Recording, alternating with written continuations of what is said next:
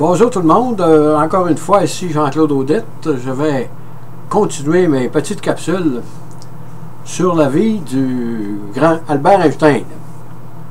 Mais lors de ma dernière capsule, la capsule numéro 4, j'ai omis de mentionner Hermann Minkowski. Ça, c'est un très grand mathématicien allemand qui malheureusement est décédé à l'âge de 44 ans. Là. Il était très très jeune, il était vraiment brillant comme mathématicien. Nous le verrons plus loin, un peu plus loin, passer la relativité restreinte. Qu'est-ce que Minkowski a fait au sujet des théories d'Albert? Là, nous retrouvons Albert avec son diplôme de physicien en poche. Et nous nous trouvons en 1901.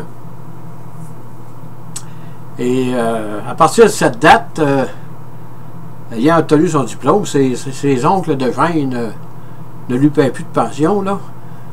Il jugeait qu'il était apte à subvenir à ses besoins lui-même. Donc Albert commence à chercher un emploi et il réalise que c'est pas facile. Ce n'est pas facile pour lui. Et il se débrouille tant bien que mal là, en 1901 là, à donner occuper des petits boulots occasionnels là, et des calculs à la pige qu'il faisait et des leçons particulières. Mais il n'y avait jamais dans notre tour en arrière de sa tête, là, il n'a jamais oublié qu'il était un physicien, un genre de chercheur. Et en 1901, il va publier dans Annalen der Physik, ça c'est la revue du temps, la revue allemande, là, c'est comme la revue américaine Nature aujourd'hui, là. Il publie un petit mémoire sur la capillarité qu'il avait concocté.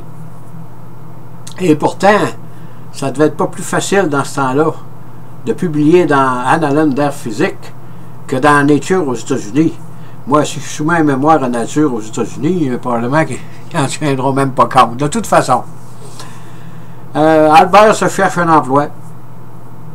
Et là, il va écrire au professeur d'université. Il va écrire à Wilhelm Ostwald pour lui offrir ses services comme professeur de physique et mathématiques. Encore là, sans succès. Il écrit aussi au professeur Hick de Leyde, aux Pays-Bas, avec comme référence sa petite publication dans Annalen der Physik qu'il avait publiée un petit peu avant. Encore là, pas de succès pour un emploi. Et en désespoir de cause, parce que son père, vu qu'Albert n'avait presque plus de revenus, probablement que son père, malgré ses moyens pécuniaires très très limités, va décider d'écrire au professeur Ostwald à l'insu d'Albert. Ça, Albert n'était pas au courant de ça, là, suppliant le professeur de bien vouloir trouver un emploi à son fils Albert, qui était sujet à découragement parce qu'il ne pouvait pas se trouver d'emploi. Mais là, l'histoire ne dit pas si le professeur Ostwald a répondu au père d'Albert. Ça, c'est inconnu jusqu'à ce jour et ce sera probablement toujours inconnu. Et Albert se réfugiait régulièrement dans sa musique avec son violon, là. C'était son genre de consolation et son refuge pour mieux absorber les déboires qui l'accablaient, comme étant incapable de se trouver un emploi. Ici, je voudrais faire une petite anecdote là, au sujet de Paul Dirac. Paul Dirac, son père, l'avait inscrit à l'université, il voulait qu'il fasse un ingénieur électrique. Et Paul Dirac a eu le même sort. Il était incapable de se trouver un emploi. Et il est retourné à l'université et on voit ce qu'il est devenu. Un prix Nobel, c'est pas chose courante. Et en février 1902, là, il y a un poste d'ingénieur de 2e classe qui est annoncé au bureau des brevets de Berne. Et son grand ami, Marcel Grossman, était là, à ce moment-là employé au bureau de Berne. Et il avait toujours cru intimement qu'Albert avait quelque chose à part des autres. Et il savait qu'Albert végétait, qu'il était pas capable de se trouver de l'emploi. Qu'est-ce que Marcel Grossman a fait?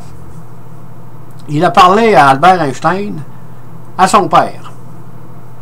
Son père était un homme influent du temps et il connaissait très très bien le directeur des brevets de Berne, Frédéric Haller.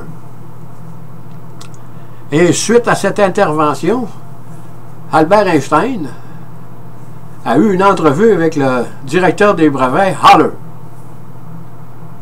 Et au début de l'entrevue, ça a été raconté probablement par Haller lui-même, là, Albert ne l'avait pas influencé du tout. Là. Il trouvait que c'était un citoyen, un gradué de l'université plus qu'ordinaire. Mais en jasant avec, il réalise qu'Albert Einstein connaît sur le bout de ses doigts la théorie électromagnétique de James Clerk Maxwell.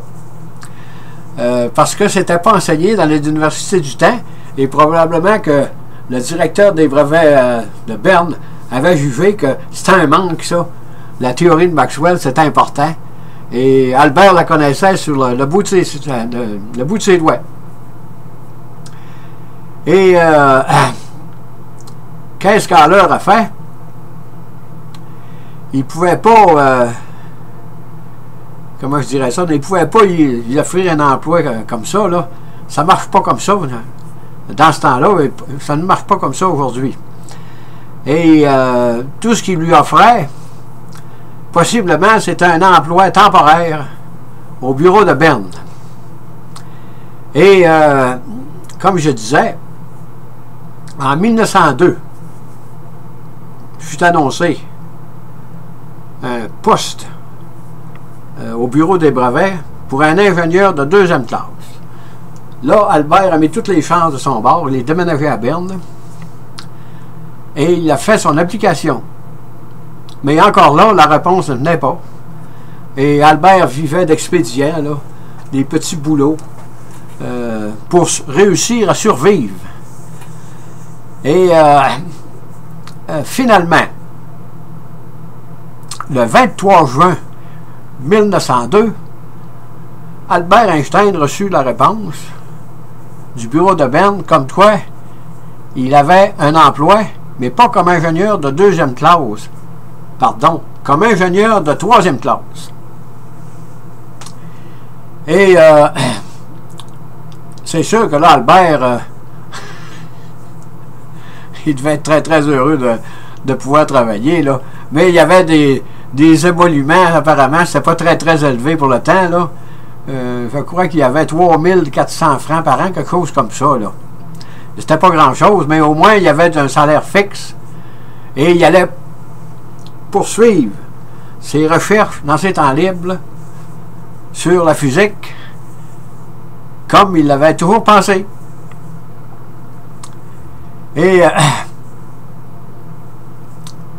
qu'est-ce que durant ce temps-là, Albert a publié un autre mémoire sur la thermodynamique dans la revue prestigieuse Allemagne Annalen der Physik.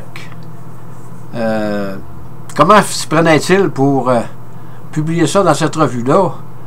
L'histoire ne le dit pas, mais ça devait être intéressant pour le temps parce que c'était le top, ça. Il n'y avait pas mieux que ça, là, au point de vue scientifique, là, à cette époque. C'est la revue allemande Annalen der Physik. Et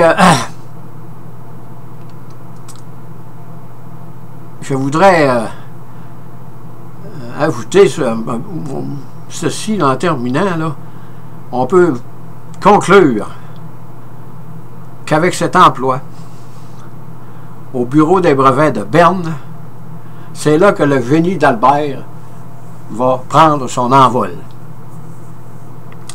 Et sur ce, je vous dis bonne écoute, merci et à la prochaine.